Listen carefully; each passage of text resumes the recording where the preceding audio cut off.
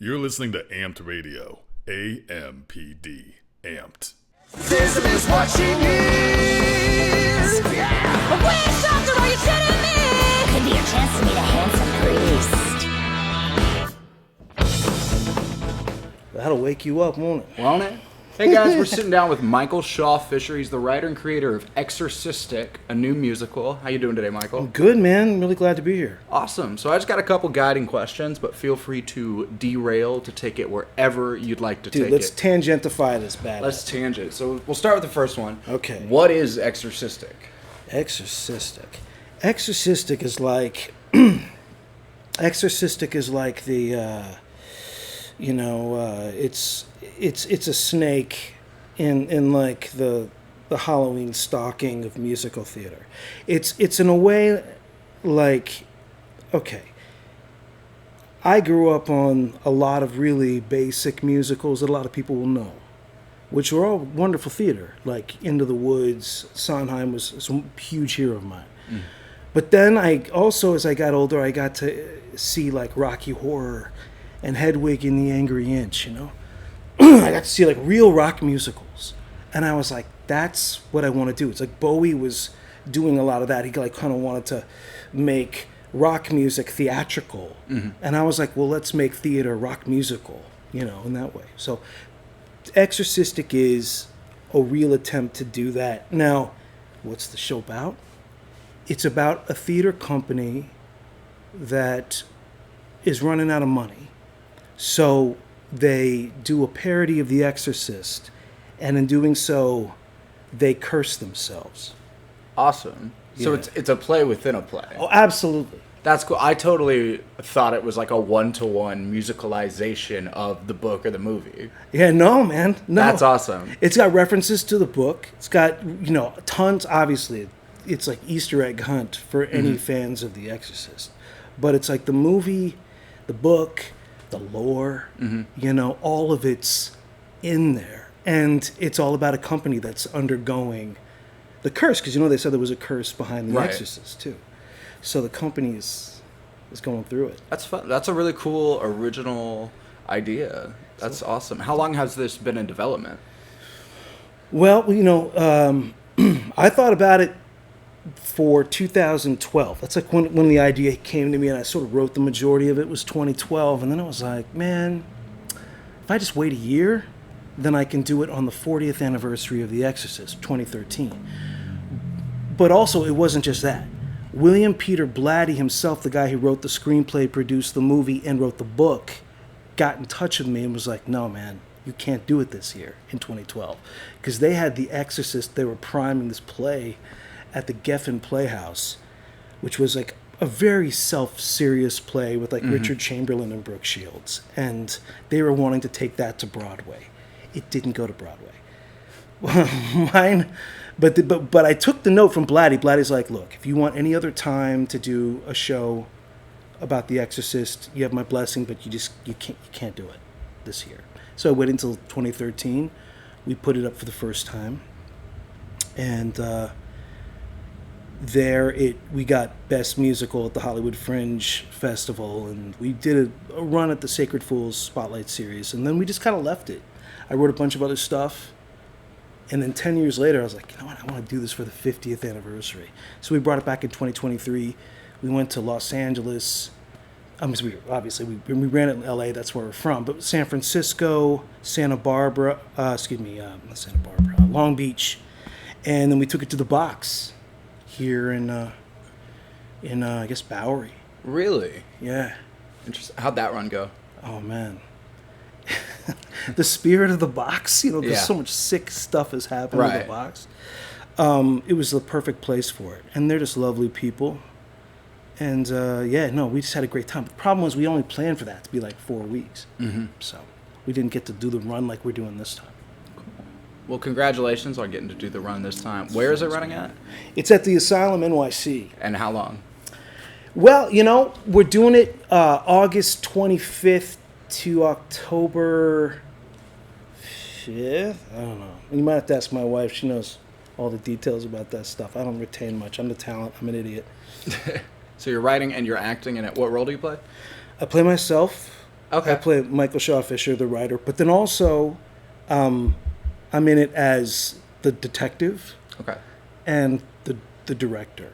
Do you remember the movie The Exorcist, where there's like the mom's an actress and then she has a Right. director and the director dies? Yes. Yeah.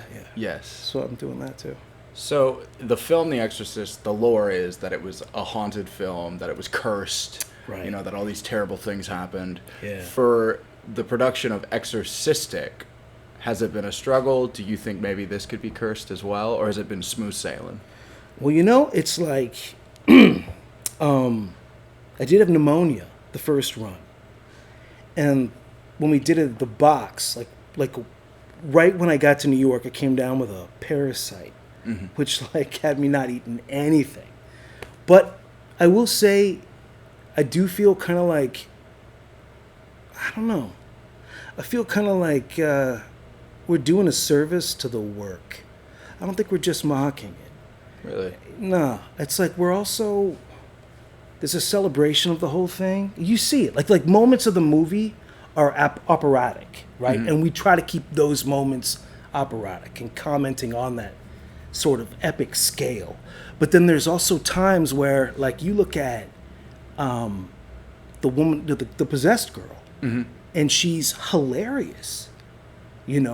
She's just like making jokes, doing like a piss take on the priest. Like, she doesn't give a fuck. Like, just sitting there, just like, just like laughing at her own jokes.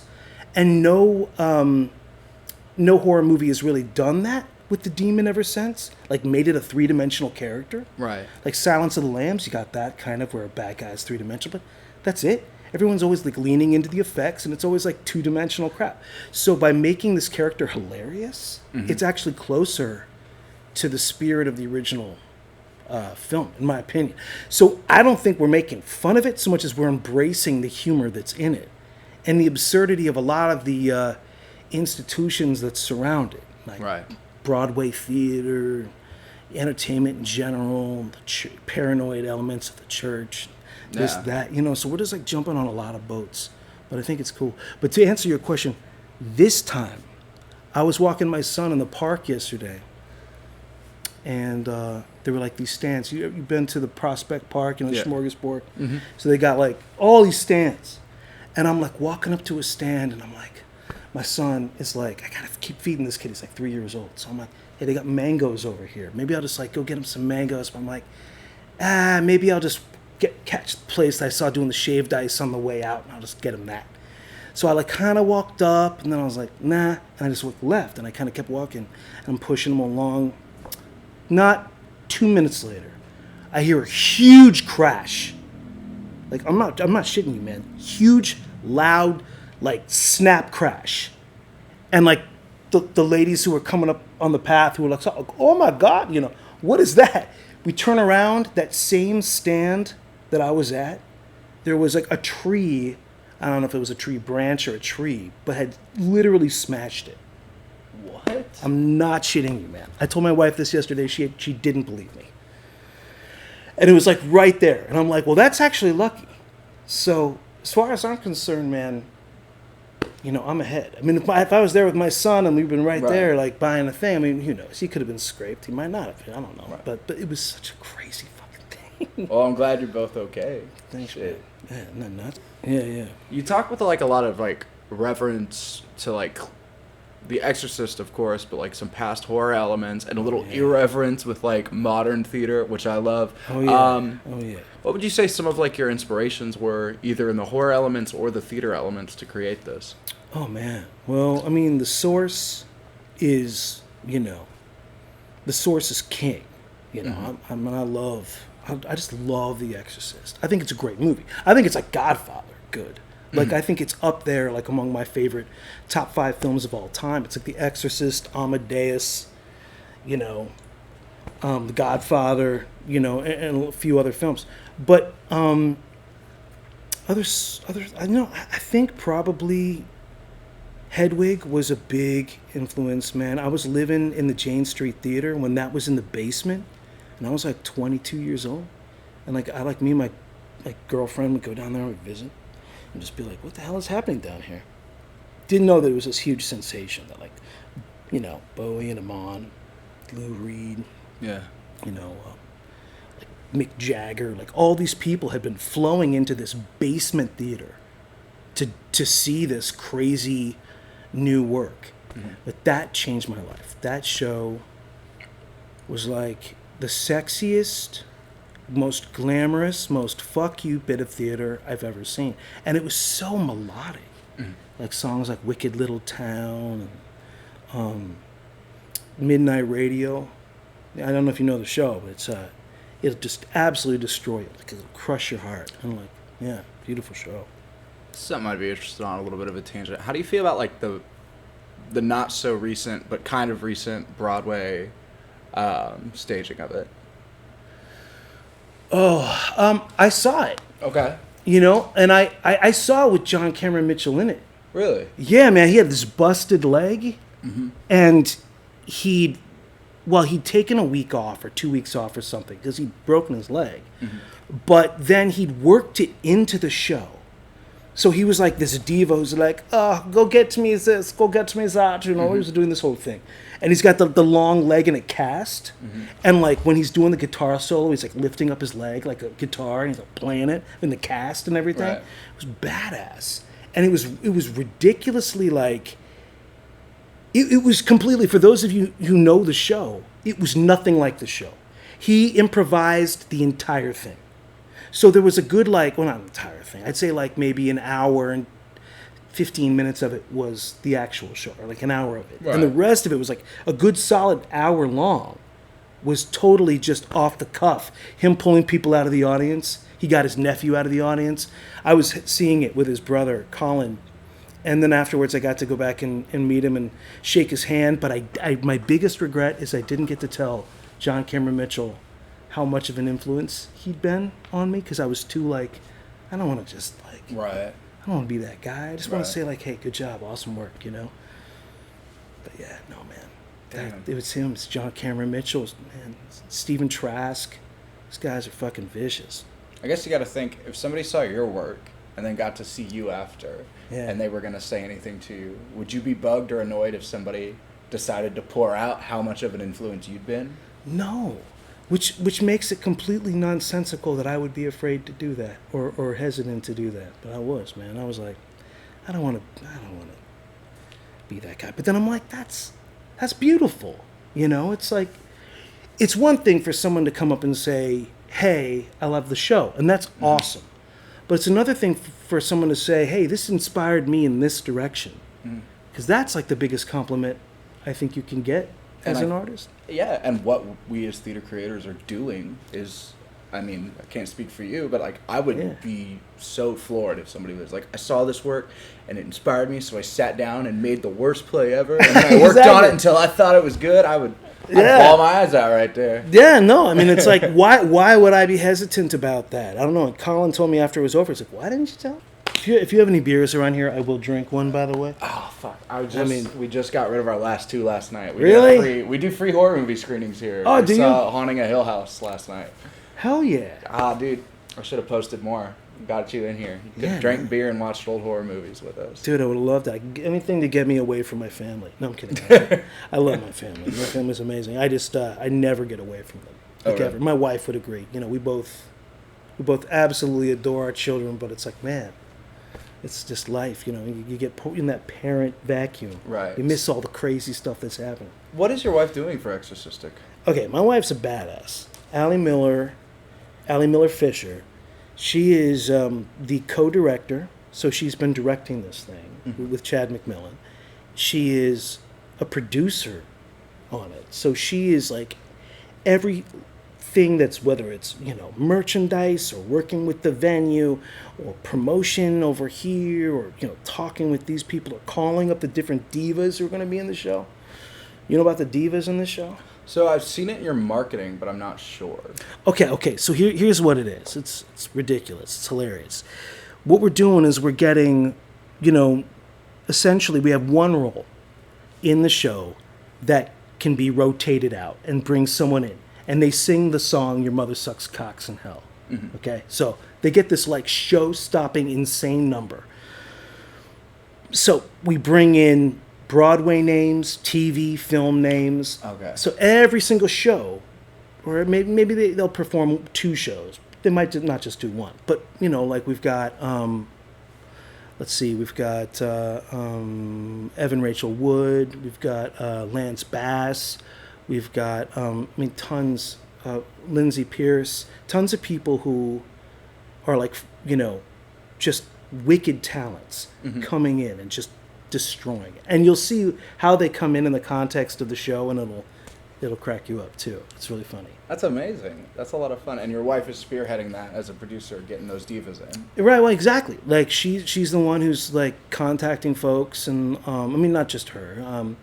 Mia Von Chris is also one of our producers, and she's been instrumental in that as well. And Mark Jaberson's been wonderful, and Chad, of course. Emma, who is the star, is also one of our producers. Okay. And she's Emma Hunton's work.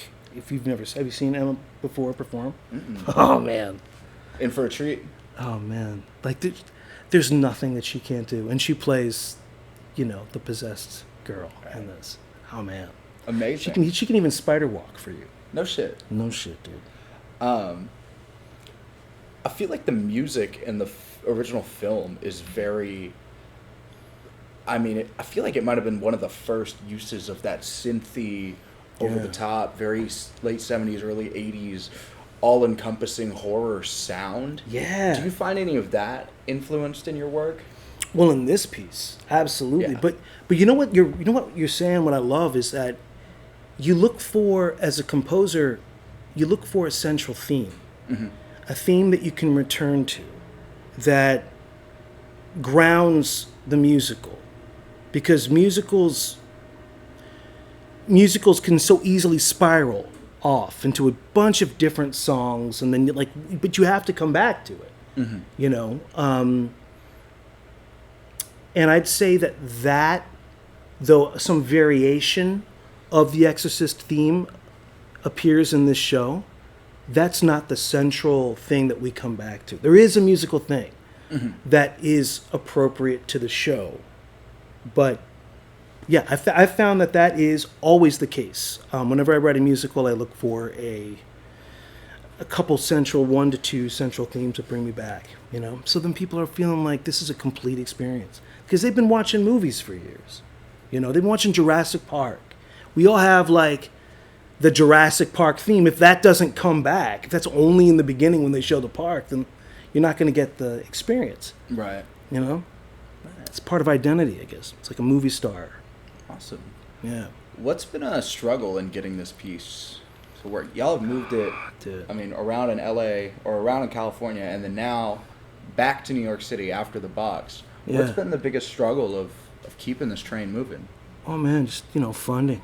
I think that's for theater. I mean, it's a thing where people have big dreams, and everyone wants to make it look effortless. Right.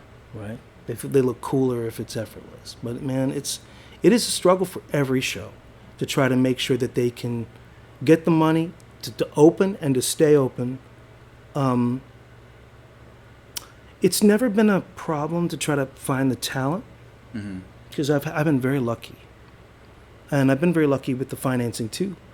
But I'd say one thing that isn't luck is the people enjoying it. You know what I'm saying? If it is a piece of work that's quality, then people will turn out for it ultimately to like it, to some extent. Now, it may not be enough to keep it open. That depends on the size and scale of your budget, and you know, and whether or not the word of mouth is hit or whatever.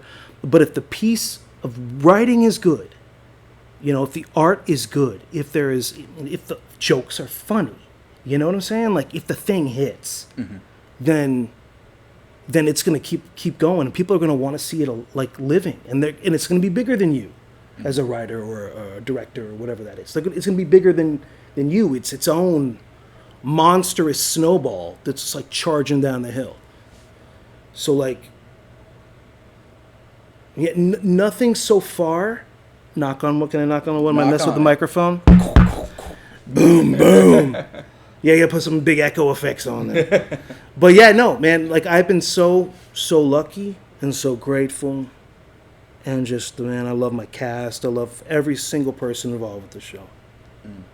It's really, really blessed to do it. Sorry. No, I love that. I love that. You seem like a creator, like an artist who really believes in the work and the power the work can have, talking about it, outliving you or being bigger than you and whatnot. Oh, yeah. I kind of reserve this question because, sometimes people can be a little like, why does it have to be an important story to tell? Why can't I just write stuff to write stuff? Which is a valid answer. Which is totally valid. But I feel like you can probably resonate with this question or provide insight. But why is Exorcistic, specifically a parody or a comedy musical, why would it be an important story to tell or share with the world? I think Exorcistic is, and I don't want to blow anything for the people at home. I don't want to blow any surprises, but it is a Faustian tale. The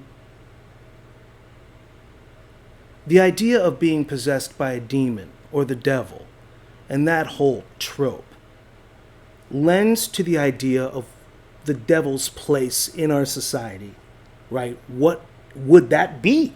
Mm-hmm. They ask about it. They're like, the people who are putting on this play within a play, they're like talking to each other about it in the show. They're like, why? Mm-hmm. Why The Exorcist? They ask that same question.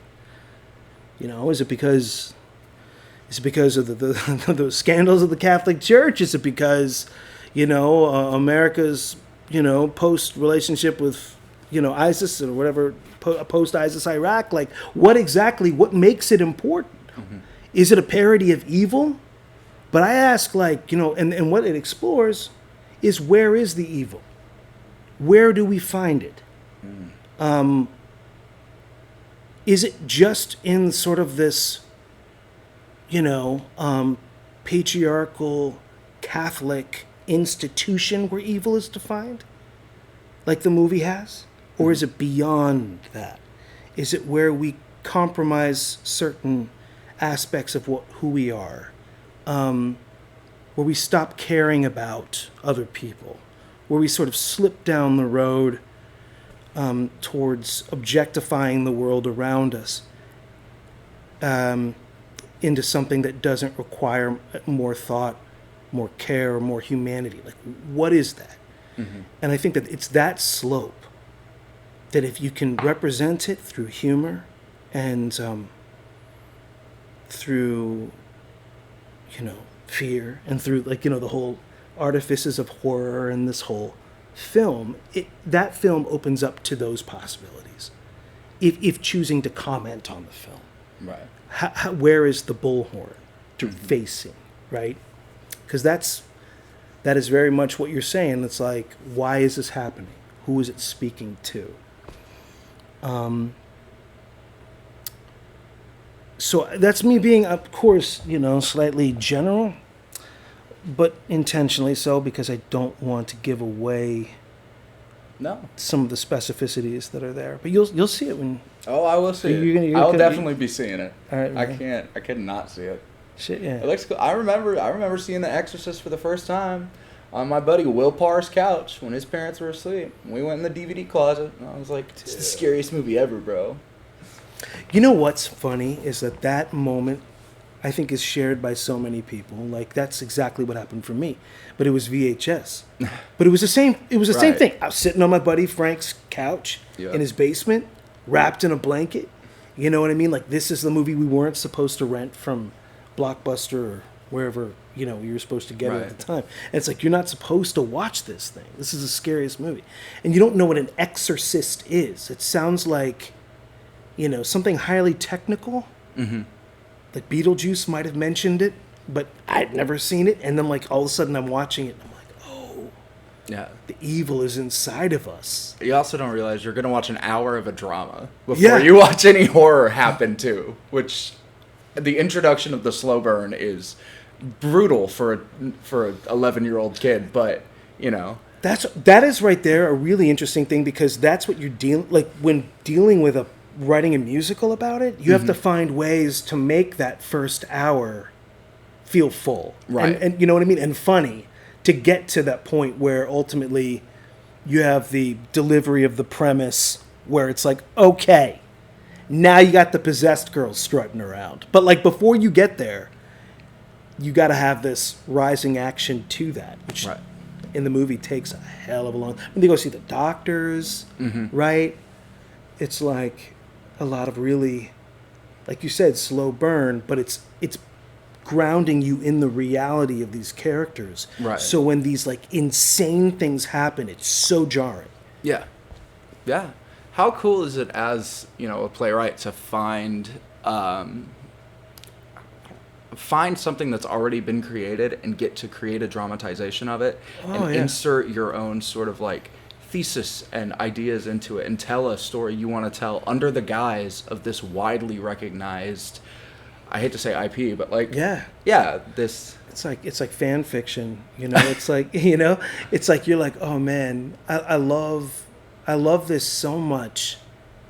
And no one, I think, should ever make a self-serious Exorcist musical for the stage, because it just wouldn't be the same, you know, like it would have the same sort of handicaps I felt that the play that they tried to do with the Geffen was. But I mean, to be able to play in that sandbox and I mean, this applies to like somebody trying to do a musical version of They Live, or Aliens, or whatever. Like, if there's so many opportunities, because with movies, you've not only got the movie's story, the famous lines of the movie, right? You've got the lore of the movie, the people, the stories about like how they made it, right?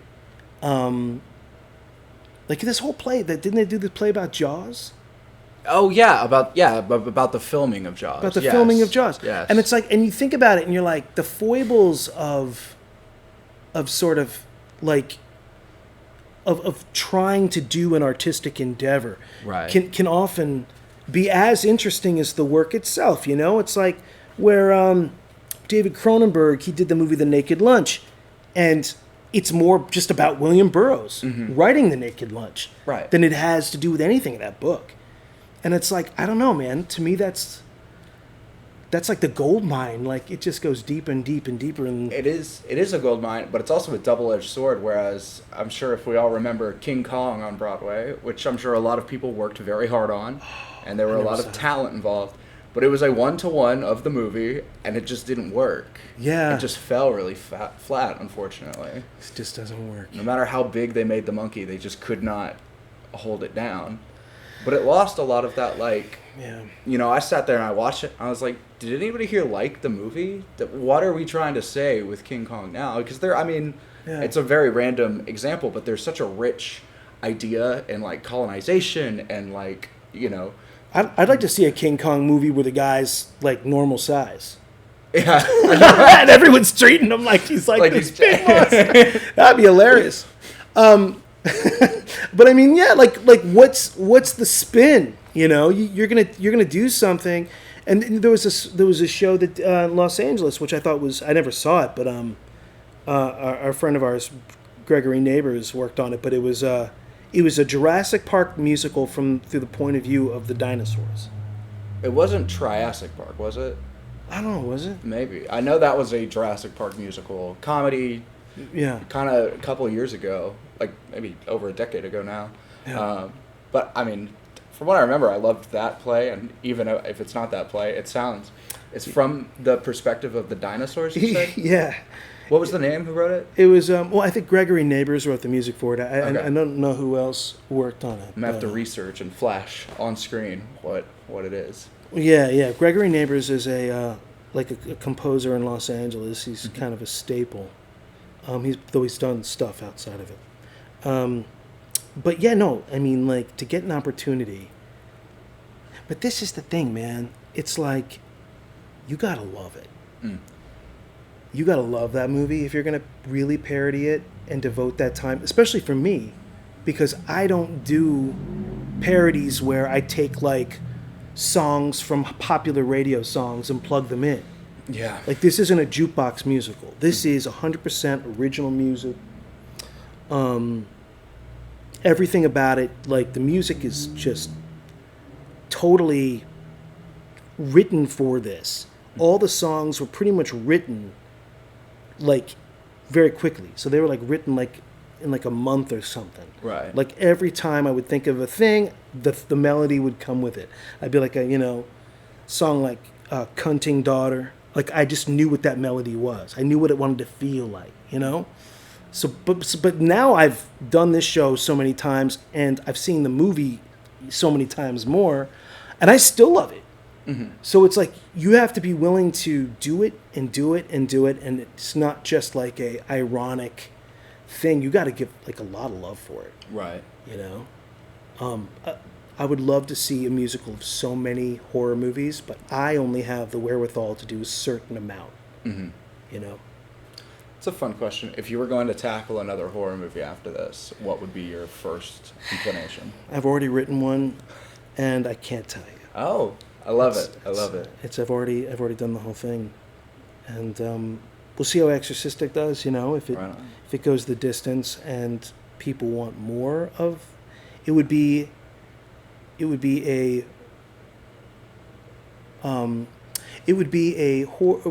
rock musical horror adaptation, but in the same way that this is metaphysical. Mm-hmm.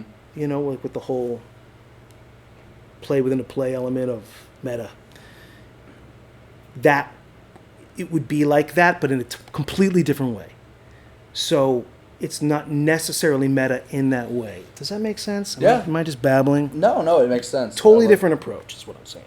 Right on. It's good to take things from different angles, especially, I mean, with a niche. And I mean, I don't want to jinx anything or curse it, but this seems like an awesome untapped market as a producer. The musicalization of horror films, the rock, the comedy. Like, I mean, I haven't heard of a solid one since Evil Dead. You know I saw that in Vegas. Really? Yeah, I saw that. You know, raunchy, funny, whatever. Totally, like total spoof. Yeah. You know, just like, and I think, you know, there's room for it to have moments of, like, different tonalities, like moments of absurd humor, and then moments of like overarching fear, and then back to the humor. Like, there's so many ways to tinker with that model, you know. So it's not always just like one thing and just mind numbing, right? But that can have the intelligence, I think, for people who love musicals. And this is the thing, man. I was just at a bar before I got here, and I was sitting there thinking, man, we should do a pub crawl for Exorcistic, where we just go around to different bars, and we just like meet up with people, like talk about it, and just a bunch of us just like introducing people who like, yeah, I might go see a musical, but maybe musicals aren't for me, to kind of like get them in it, right? Because the hardest pull is getting non-theater people into a theater to be like, oh, this is not what I thought it would be. Yes, right. It's like, would you see the Pixies, or maybe would you see, you know, Jane's Addiction, or would you see the Killers, or like, you know, what if you would see a rock show? Would you see this? Right. Do you love The Exorcist enough to see it treated right as a rock show? And it's like, I think a lot of people would. I think a lot of people would be like, "Oh yeah, oh man, I love that movie. You got a song called Your Mother Sucks Cocks in Hell? I want to hear what that is." Much less a showstopper. Much less a show, right? Well, like, I mean, I just love horror. What's your favorite horror movie? Oh God, shit, put me on the spot like that. Sorry, dude. No, you're good. I've been going back, fucking trying to remember the one I have the greatest, like, Pet Sematary. Oh, dude, I love Pet Sematary. A solid one back in the day. Yeah, man. I love Pet Sematary. That Zelda shit scared me. Scared me half to death. Couldn't finish it as a kiddo. I remember I'd seen it in the theater and just looking away. Yeah. We went all the way into like Rockville or something. We went pretty far from where we were in DC, and like we just like, it was the only place showing it, and like my friends and I were just like, no, Zelda. I didn't even look at the screen. I've never not done that before. That's crazy because you read the book and you're like, this is nothing like this. I mean, it's very like spooky, slow, skin crawling horror. Where the movie was very like the kid was almost like Chucky in Child's Play, or he's flying out of the rafters and stuff. It feels like the movies, the whole story, it feels like it's based off the Monkey Paw. That short story, you know about the Monkey Paw, where the guy makes the 3 wishes and then his son dies, and then he brings his son back, and then his wife dies, and he brings the wife back, and it's like it feels like it has some of the similar elements. But yeah, that sometimes dead is better. Like I just so love it. God, Herman Munster as Judd. Oh my God. I still say that to my friends. Watch out for the rod. Don't let him near the rod. Like soil sour. Iconic. Iconic. Yeah. No, I thought. Did you see the remake of that movie? Yeah, man. You weren't a fan? Well, you know what? I like John Lithgow, but I like him as some things. I didn't want him as that role. I thought Lithgow's an interesting choice. I thought the subversion, the big change up, I thought was pretty solid, pretty crazy. Yeah, I didn't mind it as somebody who already knew the whole story. It was a cool change up. That makes me feel like I should see it again, because if a fan of it, because I'm just like a fan of the original, right? So, you know, and I saw it during the pandemic, and I'm not sure how much of it like I retained. I was so drunk during the pandemic, as many of us were. Ooh. Last thing I'll say about Pet Sematary, I didn't stand near a bed for a long time because I was scared somebody was going to be under it to get my heel. Oh, with that scene with the scalpel. Yep, the heel and the scalpel scarred me pretty bad as a kiddo. Could not. How about Gage? Daddy, I have something for you. Oh my gosh. Horror people are the most interesting people. Yeah. The type of person who finds like their comfort in the sadistic, macabre, weird, unsightly is such an interesting type of person. And then to double that with a theater person creates such an interesting, artistic, like nuance that I'm really excited to see more of. And one thing about theater people, and I want to see more of that too.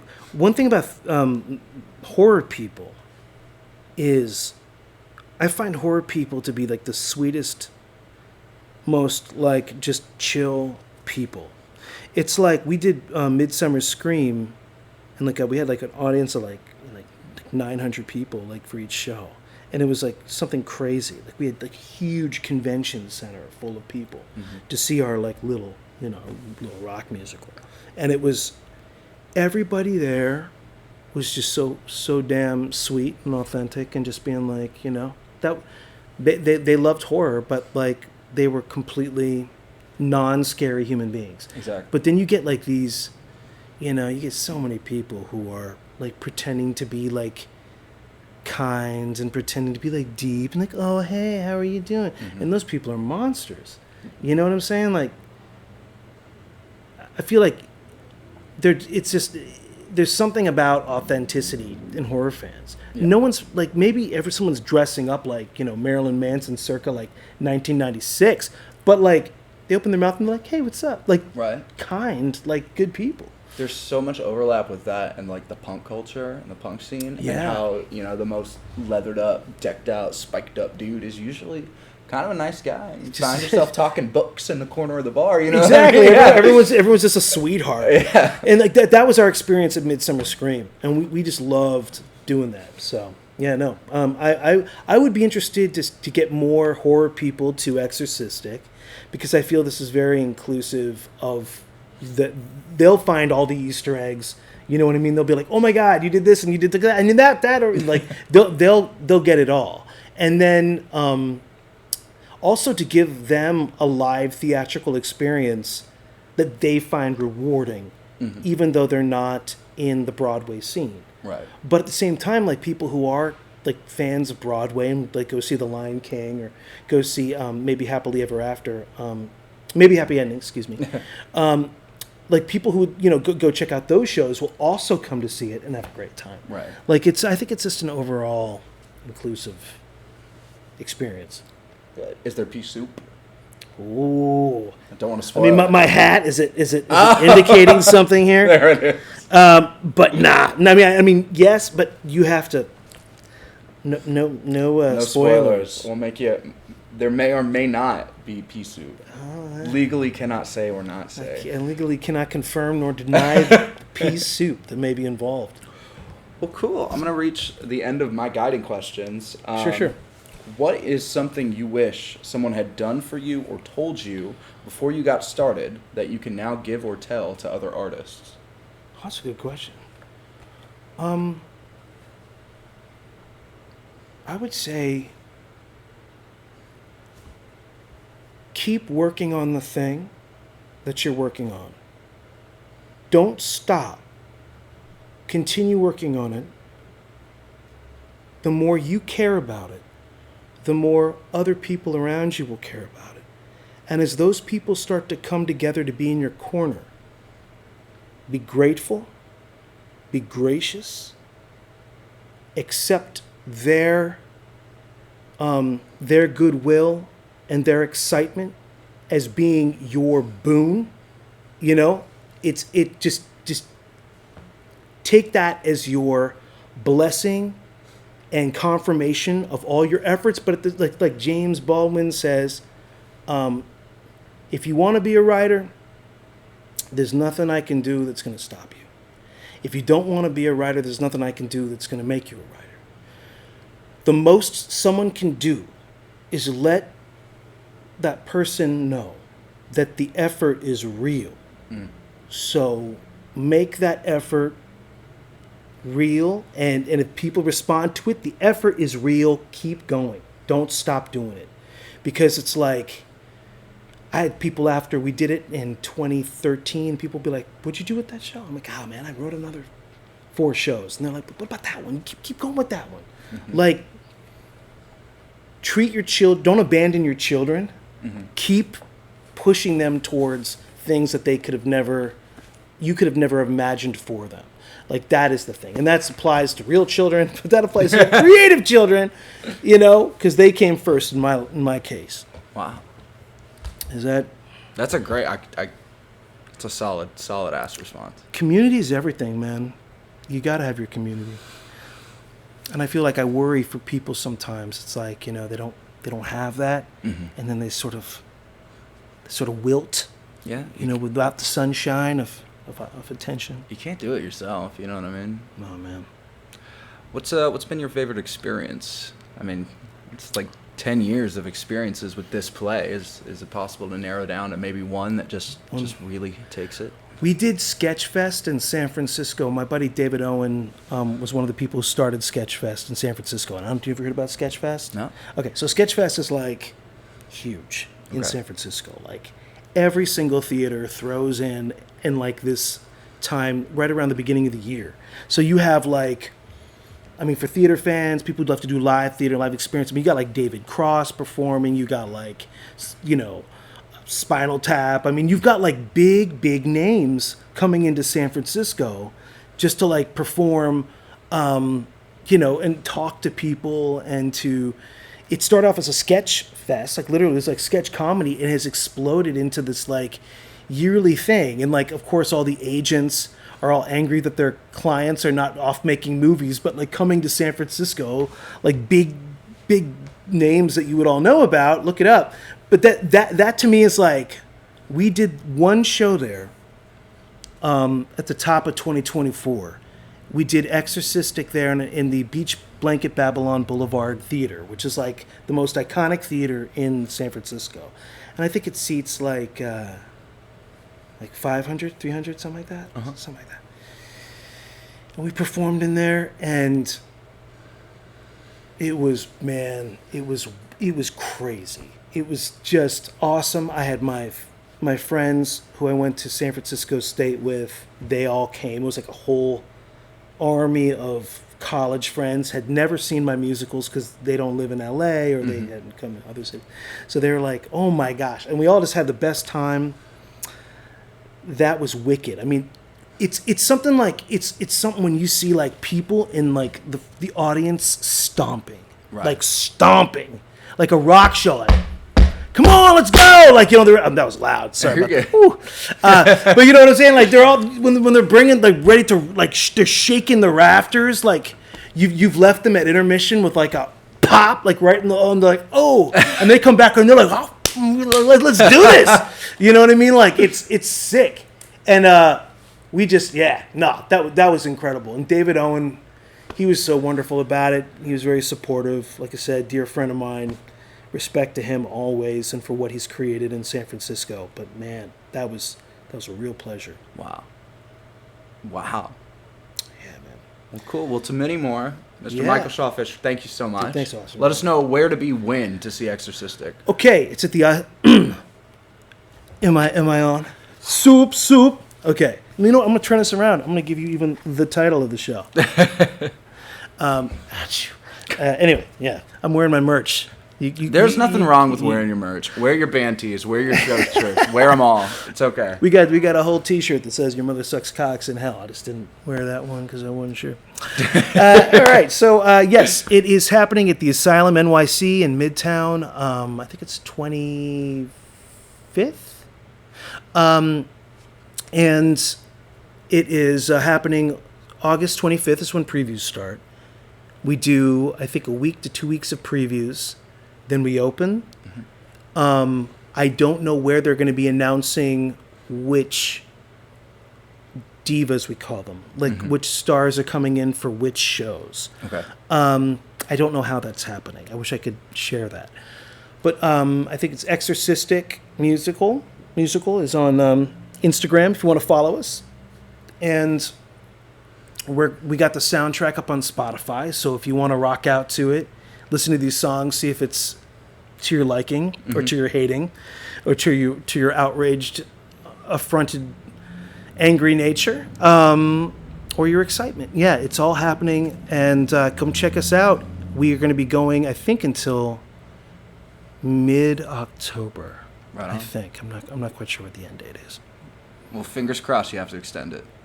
Hey, you know, it's a good problem to have. Good problems to have. Thank you, Michael Shawfish. Thanks, brother. Appreciate you, man. Yeah, man. Thank you. Love being back in Bushwick, man. Always. It's been a time. Exorcism is what she needs. Yeah. If you like Amped Radio, you'll love AmpedNYC.com. It's got stuff you can actually see, you know, with your eyes.